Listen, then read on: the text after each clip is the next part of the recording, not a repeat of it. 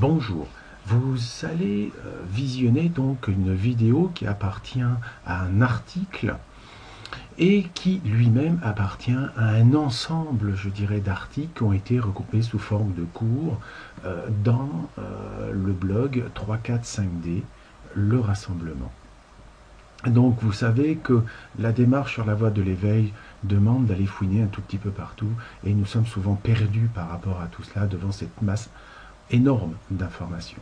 Donc à ce titre, eh bien, sur ce blog, eh bien, vous aurez la possibilité de pouvoir, je dirais, aller à votre rythme en regardant par exemple quels sont les préalables au cours, le cours lui-même divisé en 12 chapitres, ainsi qu'avec les suppléments. Donc pour les autres parties, eh bien, vous aurez l'occasion de découvrir quand vous y viendrez. Donc n'hésitez pas, quand vous aurez visualisé cette vidéo, d'aller visiter le lien de l'article lui-même et ensuite, eh bien, ce sera à vous de faire votre propre chemin selon votre cœur. Merci, au revoir.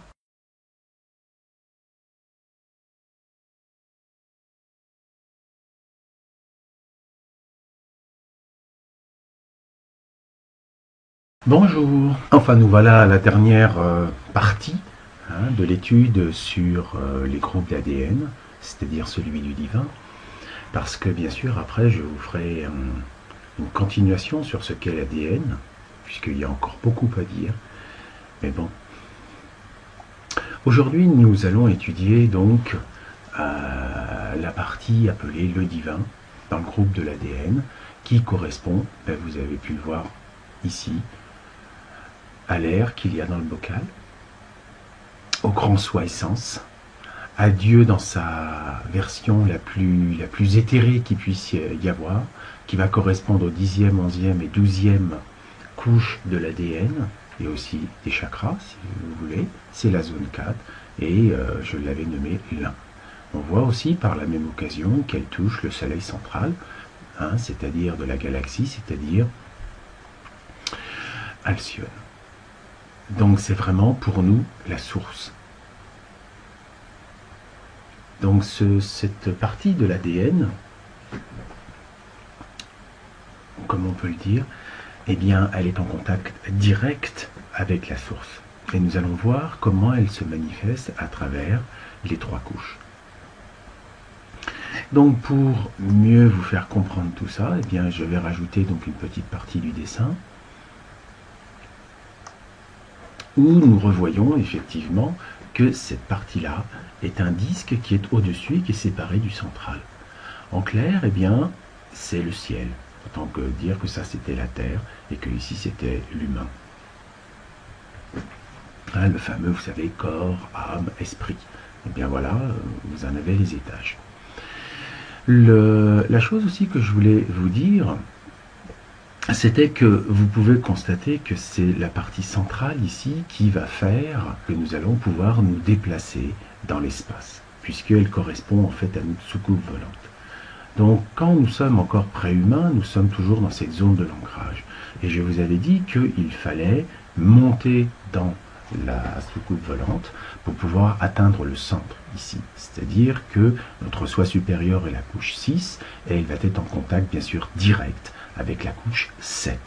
Voilà pourquoi la couche 7 est la couche de Dieu pour le préhumain, entre guillemets, c'est la couche la plus proche ici, et qu'elle correspond au 7e chakra, c'est-à-dire ce qui est au-dessus de notre tête. Alors que cela était effectivement le 2, 3, 4, 5, 6 sont perpendiculaires à la verticale. Parce que le 1, lui, est aussi, on va dire, le fin fond de la création physique. Cet ascenseur, je vous en avais parlé ici. Alors d'abord, oui, je vous en avais parlé ici, où en fait il était représenté comme cela. C'est-à-dire que ici, c'est comme si on montait à l'intérieur et qu'on pouvait aller de la 7e dimension à la 18e dimension. Et je vous ai aussi parlé d'une autre chose que l'on appelle la lumière. Donc la lumière qui est distribuée par la source, qui est ici, eh bien, va avoir une forme particulière quand elle va traverser, quand elle va être dans la soucoupe volante, quand elle va être dans cette zone, ici, la zone bleu ciel, c'est qu'elle va avoir une forme hexagonale. Cette forme hexagonale, eh bien, nous la retrouvons là, hein. Et en fait, j'ai redessiné l'ascenseur en forme hexagonale, puisque, en fait, c'est ainsi que c'est fait. Et ce n'est seulement que quand les particules de lumière quittent cette zone de la soucoupe volante, on peut dire, eh bien, ils vont aller dans la zone du bas, qui, elle, correspond au prana. C'est-à-dire que la forme hexagonale n'y est plus. Et vous savez qu'une particule adamantine, eh bien, a 6 pranas, qui correspondent donc aussi, dire 6 coins de l'hexagone. Voilà pourquoi les particules particules adamantines se cassent les dents, entre guillemets, en allant dans la 3D. Donc aujourd'hui, les personnes qui fixent, on peut dire, les particules adamantines, c'est parce que tout simplement, nous sommes déjà en 4D. Et donc nous sommes en 5D, hein, puisque vous savez aussi que les dimensions correspondent aussi d'une certaine manière au chakra. Et bien dès que nous passons en 4D, ça veut dire qu'on est dans le début, entre guillemets, du tube. C'est-à-dire qu'on commence à capter. Et donc plus on y est présent, plus on y reste longtemps, et plus la capacité, l'aptitude à les recevoir est grande.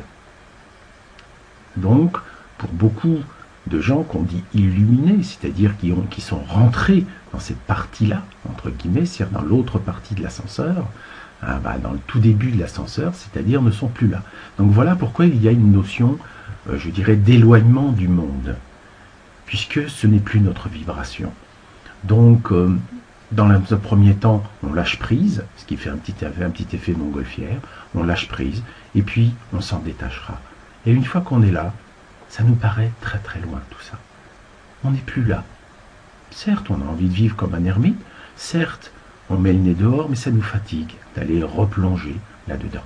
Donc c'est pour ça qu'on est toujours, enfin souvent, fatigué quand on est au contact des préhumains, c'est-à-dire de ceux qui n'ont absolument pas fait un iota, on peut dire, de fixation, on peut dire, de particules adamantines. Et dans l'article précédent, enfin dans la vidéo précédente, je vous avais parlé en fait aussi de la forme qu'il y avait ici au niveau de chaque zone. En effet, si vous remettez les véhicules de lumière que je vous ai présentés dans un autre article, eh bien vous savez que ici, celle-ci, eh bien, va opérer surtout en 3D, 4D, à ce niveau-là. Donc c'est les 2 triangles. On va dire que c'est 2 triangles, 2 fois 3. Et quand on passe en 5D, qui est quand même légèrement en dessous, puisque le tube plonge quand même un petit peu dans le... Nous avons, comment dire, nous passons en 5, c'est-à-dire le chiffre du changement, le chiffre de l'homme. Et ce chiffre de changement va jusqu'à la 11D, on peut dire la dimension, mais qui correspond, vu les paupérus, au 6 ici à peu près. En clair, eh bien, quand la ligne qui est au milieu ici, c'est la ligne 6. Donc nous passons de 2 fois 3 à 5, puisque la ligne 6 est au centre, et on verra qu'on passera à 5 de l'autre côté, puisque ici, chaque sommet, on peut dire de l'icosaèdre, représente, enfin, à 5 arêtes. C'est une autre façon de représenter. Voilà, donc il y a une relation. Et ensuite, à partir de la 18e dimension et plus, il n'y a plus aucune forme, puisqu'il n'y a plus de nécessité d'être dans la matière, d'une manière ou d'une autre, puisque l'ensemble de tout ce qui est au-dessus est typiquement féminin, c'est-à-dire une vibration. Et donc la vibration est totalement libre, elle n'est enfermée en rien de quoi que ce soit. L'autre point qu'il faut aussi aborder, c'est que ces couches 10, 11, 12, ce sont elles qui distribuent toute l'énergie de vie, on peut dire, jusque dans le fond. Donc même le verre de vase respire de l'oxygène. Mais cet oxygène, d'où vient-il? Il vient d'au-dessus. Donc vous comprenez que quand on dit que la source, ici, le soleil central, envoie son rayonnement, vous imaginez que c'est surtout la partie lémurienne qui va chauffer dur.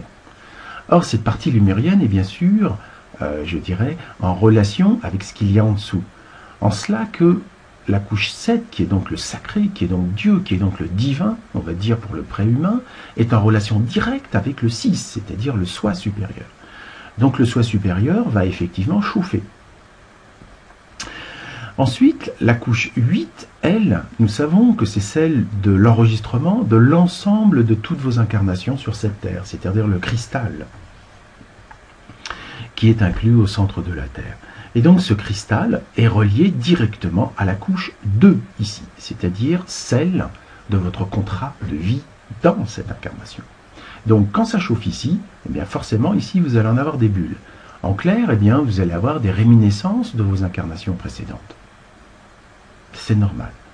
En plus, vous savez tout comme moi que cette zone 2, c'est le deuxième chakra, ça correspond aussi à la sexualité, à la nourriture, au social, à la santé dans le sens énergétique du terme. Donc vous allez avoir tous les symptômes. Vous allez avoir les hormones, c'est-à-dire que quelque part, c'est comme si le moteur se mettait à redémarrer, car je vous rappelle que le chakra 1-2 forme le moteur de la Terre.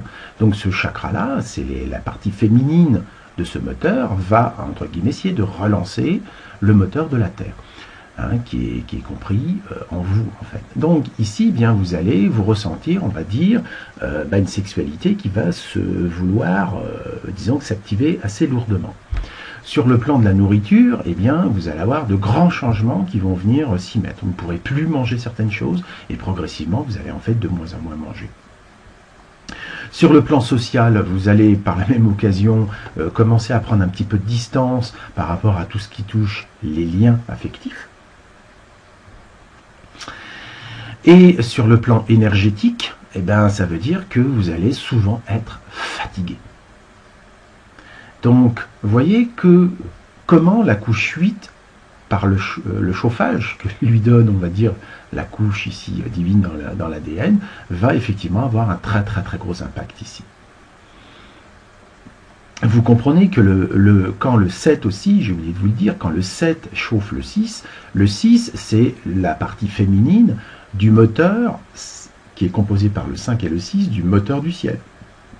Donc quelque part le moteur du ciel est remis en route d'une façon assez phénoménale.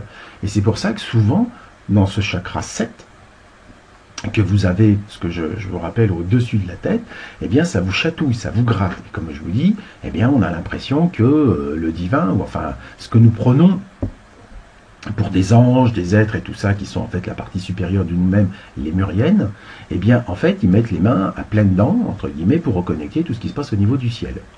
Donc ça veut dire que on vous gratte les hémisphères et surtout le corps calleux, qui, je vous le rappelle, est le deuxième voile de l'oubli.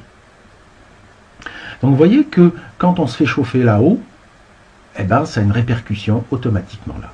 La couche 9, elle, va être donc la couche la plus extérieure de cette soucoupe volante. Donc parce que c'est elle qui est en contact le plus direct, comme ici au niveau de l'eau.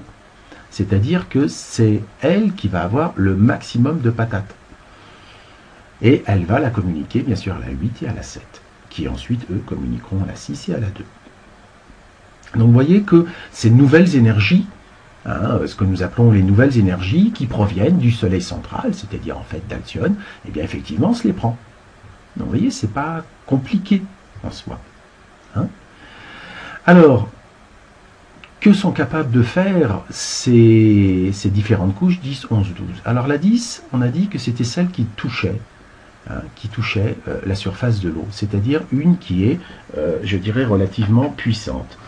Et donc c'est en fait l'accès tout simplement au divin. Donc c'est elle qui va nous donner cette force, puisqu'on va la sentir ici au niveau du lémurien de toute façon, au niveau de la guérison, puisque c'est elle qui va nous donner la force de reconnaître que nous sommes une particule divine, que nous sommes Dieu incarné, si on peut le dire comme ça.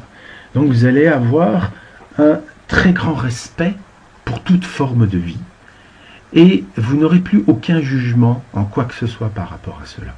C'est-à-dire que vous ne forcerez plus, quand vous êtes en couche 10, quand vous avez suffisamment infusé, on va dire, de la particule adamantine, ou de la lumière, si vous voulez, authentique, en couche 10, eh bien, quand vous respirez cela, eh bien, vous n'allez plus vouloir convaincre les autres. Plus du tout. Donc, c'est la couche, on va dire aussi, de la compassion. Mais je vais appeler ça de la petite compassion, parce que en fait, on va voir qu'il y a une compassion un tout petit peu plus grande et qui sera à proprement dit la couche 11. En effet, la couche 11 est la couche qui permet d'équilibrer, on va dire, son masculin et son féminin. C'est-à-dire qu'à ce stade, il n'y a plus aucune discrimination de masculin ou de féminin. Il y a le 2. C'est pour ça que c'est le chiffre 11. 1, 1. Le 1 est à côté du 1, c'est-à-dire que le féminin est à côté du masculin. Il n'y en a pas un qui est plus fort que l'autre, il n'y en a pas un qui est moins fort que l'autre, et il n'y en a pas un qui domine l'autre ou quoi que ce soit. Ils sont en parfait équilibre. Donc, la couche 11, qui touche bien sûr la couche 10, va infuser très fortement ceci. Donc, s'il est tout à fait normal qu'en cette période, que maintenant, eh bien, on vienne à rééquilibrer notre masculin et notre féminin. Donc les hommes vont beaucoup sentir un féminin très très fort, et les femmes vont d'une certaine manière aussi prendre, on va dire, leur responsabilité en redevenant l'égal de l'homme. Et donc ceci, cette couche 11, correspond à la sagesse. Donc la sagesse, c'est purement féminine, puisque c'est l'art d'utiliser la puissance de la couche 10 avec justice. Et oui, puisque la couche 12, c'est le 1 lui-même. C'est-à-dire que le 1, dans la couche supérieure, celle qui est la plus top du top, c'est-à-dire qui, par rapport ici à l'air, touche le bocal du haut et va à l'extérieur de tout, celle qui est au contact de tout ce qui est autour de vous, eh bien, elle communique d'abord avec le 11, qui est la puissance suprême, dans le sens équilibre des polarités, qui, on l'appelle d'ailleurs la mère, c'est pour ça quand on dit la source, en fait, c'est le 11, eh bien, elle va donner cette énergie, cette compassion absolument incroyable, ici au 10, qui est d'une certaine manière un peu celui qui va réaliser des miracles. Hein, c'est la couche de la maîtrise, le 10. Et ces miracles ne peuvent arriver, bien sûr, surtout quand ils sont physiques, via la couche 9, qui, je vous rappelle, est la couche de l'auto-guérison. Donc, quand un individu est sur le chemin ici et dans le couloir de l'ascenseur, eh bien, il reçoit l'ensemble de toutes ces couches en même temps. Donc, comme dirait l'autre, il va se prendre des bouffées de particules adamantines qui vont être plus ou moins, je dirais, costaudes. Et toutes les particules sont mélangées. Alors, il y en a qui sont très chargées, puis d'autres un peu moins, à fur et à mesure qu'ils descendent, mais quand même, il y en a des chargées. Donc, de temps en temps, eh bien, quand vous avez des grands moments, on peut dire, de bien-être, quand vous avez un accès à la foi, hein, ce qu'on appelle, c'est-à-dire, c'est pas une croyance, vous sentez que vous êtes dans la vérité, et plus personne ne peut vous faire sortir de cette vérité. Donc c'est sûr qu'à ce niveau-là, vous allez être une tête de mule pour les autres. Alors imaginez quand vous êtes en rapport avec les préhumains. Ils vont essayer de vous convaincre, ils vont essayer de vous dire « oui, mais t'as tort, et t'as ceci, et t'as cela, est-ce que t'as pensé à ça, est-ce que ci, est-ce que ça ?» Et vous vous en foutrez, mais alors, royalement. Ce n'est pas que vous voulez couper la communication avec eux, mais franchement, vous n'êtes plus du tout au même étage, et vous les entendez plus. Alors vous les entendez avec vos oreilles, mais en fait, vous les regardez avec un petit sourire au coin des lèvres, et vous dire bah, « continue à causer mon grand, ça c'est ton taf, mais c'est pas le mien. » Enfin, donc il y a beaucoup de choses à dire, et j'en ai raconté, je dirais pas mal dans l'article, que je vous recommande bien sûr de lire. Et pour terminer par rapport à cette petite vidéo, je vous mets l'image que j'ai mise en tant que vignette à l'article. Donc vous reconnaissez que c'est une symbolique très hindouiste, on va dire, puisque vous avez ici la représentation des 3 couches supérieures du divin. Vous avez en fait les maîtres ascensionnés, couche 10, qui sont enrobés, élevés dans la compassion pure dans la mer, couche 11, qui elle-même est au contact de l'infini, du cosmos et de tout ce qui est, sans aucune limitation de quoi que ce soit, qui est la couche 12. Voyez donc qu'à travers les représentations qui sont données en règle générale, on les trouve belles et on ne sait pas pourquoi, parce qu'elles vous racontent la vérité, tout simplement. Voilà, donc j'en ai terminé pour cette petite vidéo. Et puis je vous souhaite une bonne continuation, tout en sachant qu'il y aura d'autres articles encore par rapport à l'ADN, car je suis loin d'avoir tout dit et de vous avoir fait comprendre la portée de cet outil. Donc pour parler à votre ADN, eh bien, vous pouvez comprendre que tout ce qui va toucher le divin en vous, c'est-à-dire la gratitude, la compassion, tout cela, quand vous avez ceci qui se passe en vous, eh bien, en fait, vous ne faites que communiquer avec votre ADN et donc avec le reste de l'univers. Alors, si vous voulez modifier quoi que ce soit en votre ADN, non pas le modifier dans le microcode, parce que vous ne le pourrez pas, comme aucun thérapeute ne peut le faire. Imaginez que quelqu'un puisse venir vous bidouiller votre soucoupe volante. Non, c'est impossible. Impossible. Donc personne ne peut venir vous bidouiller, mais des gens peuvent, grâce à leur présence, grâce à leurs actes, ou grâce à simplement à ce qu'ils vous disent, déclencher en vous des réminiscences, déclencher en vous des reconnexions à ce qui se passe en vous. Voilà pourquoi toutes les personnes de tout temps ont toujours cherché à se rapprocher des maîtres, ont toujours cherché à les toucher, à être en leur présence. Parce que quand on rentre dans l'aura de quelqu'un qui a débloqué, on peut dire, son code génétique, c'est-à-dire tout son côté quantique, eh bien, on en reçoit un maximum. Et donc, forcément, ça aide à se sentir mieux. Voilà. Voilà aussi pourquoi beaucoup de gens cherchaient des gourous, entre guillemets. Mais il y a une différence entre quelqu'un qui a trouvé son Christ, c'est-à-dire qui a retrouvé son centre, sa soucoupe et donc les voyages interdimensionnels, que de quelqu'un qui simplement, je dirais, raconte des tas de belles choses pour avoir quelques avantages, on va dire, matériels. Voilà, je vous laisse méditer sur tout ça. Je vous souhaite une bonne continuation et à la prochaine.